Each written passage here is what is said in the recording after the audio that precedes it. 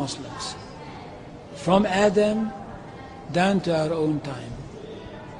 So if the Jews or the Christians are demanding something and basing it on the fact that there was a king called Solomon, or a king called David, or a prophet called Moses, or Jesus, then of course what they are doing, they're saying something which is not true, or in fact they don't know that all these figures were basically Muslim figures.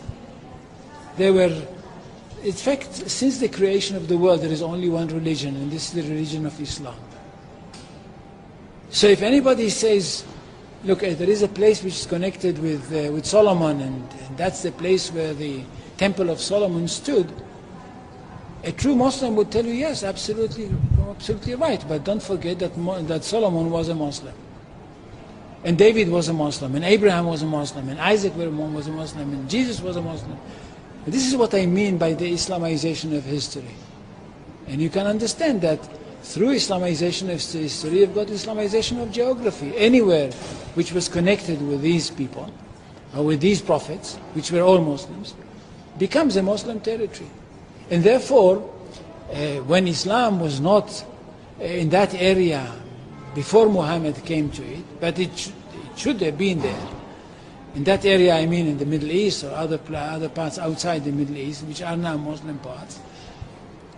Any place like this had to be freed, not to be conquered, had to be liberated. So Islam appeared in history in the time of Muhammad, or reappeared in history from their point of view, reappeared in history as a liberator. And therefore there is no Islamic occupation. If somebody occupied anything, it would be always somebody else, not the Muslims. So there is no Islamic occupation, there is only Islamic liberation. So there is no Islamic occupation, there is only Islamic liberation.